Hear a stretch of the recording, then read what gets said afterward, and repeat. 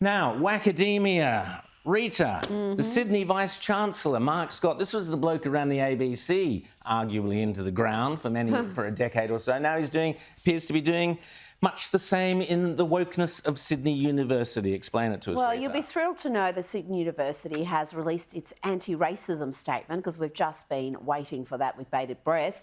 And Sydney's largest and oldest university is going to be investigating its own history of racism.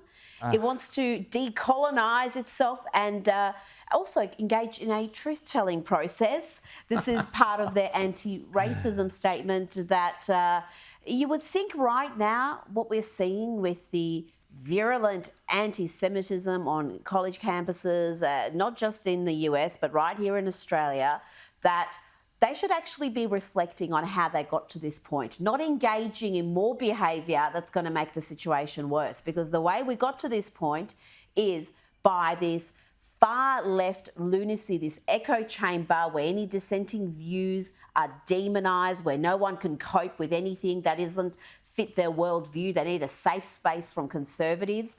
And instead of reflecting on how damaging that is, James, they're doubling down. Well, they're doubling down and they're using some of the, most ridiculous woke language, about anti-racism and decolonizing. This is all warmed over stuff from the United States that, has come and gone in and out of academic fashion, long ago. And now finally they're picking it up here. But I mean, the University of Sydney has really increasingly gone from being one of our premier sandstone institutions to quite a joke. I mean, because really much more what it's about these days seems to be about, churning out and making money for foreign students. Rather than actually educating people, particularly at the undergraduate level, it must be said.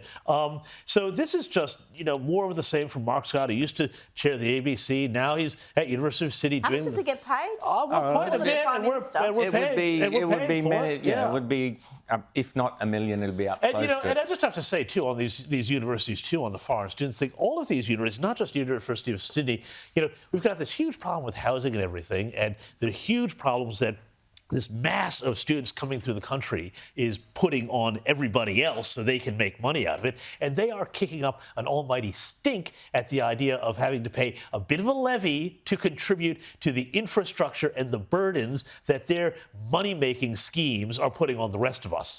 And they're making this money from the overseas students, and it's become now a way of getting residency in this country as well. We can discuss that another time. But also, they're putting Australian students into debt for junk degrees. There are so many degrees that do not actually lead to any sort of meaningful employment. Well, they don't. There's no jobs. Gender, rubbish. If you want to study that, all good and well, but one, the taxpayer shouldn't be subsidising it, and the students shouldn't be sold false hope. So they should be told, this is the history of this particular course. 80% of our graduates are not actually working in that field.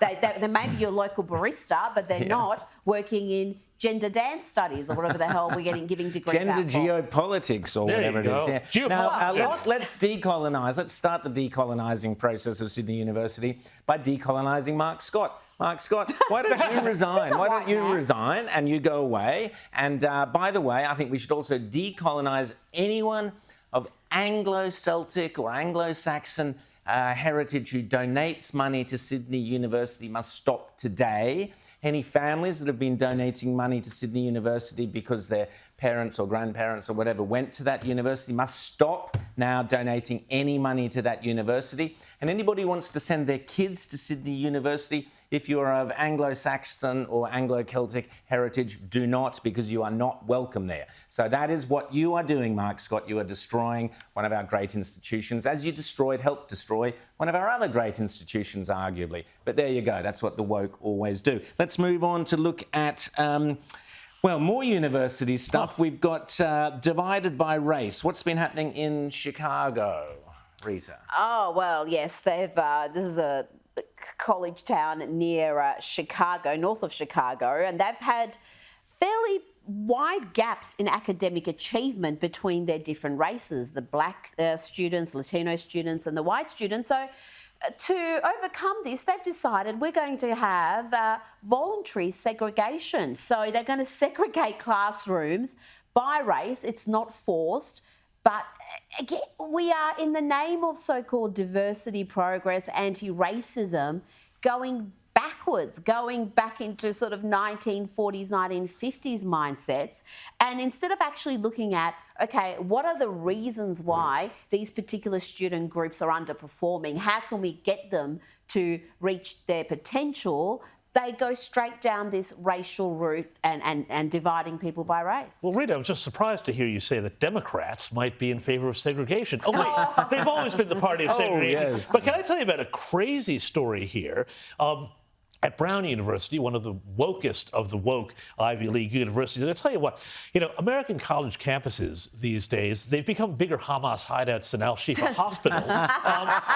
The president of the university was trying to give some whole speech about, we're coming together and, all of the anti-Semitism and Islamophobia and all of that, the whole both sides routine. Yeah. And she had a line in her speech, and she's giving the speech, and on the fly, the original text said that this should be a campus where anybody feels safe to wear a yarmulke or a hijab. And because the Palestinian, the pro-Hamas mob there were all screaming at her, she simply said, safe to wear a hijab.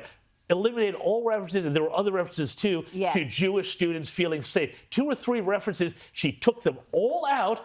What message does that say?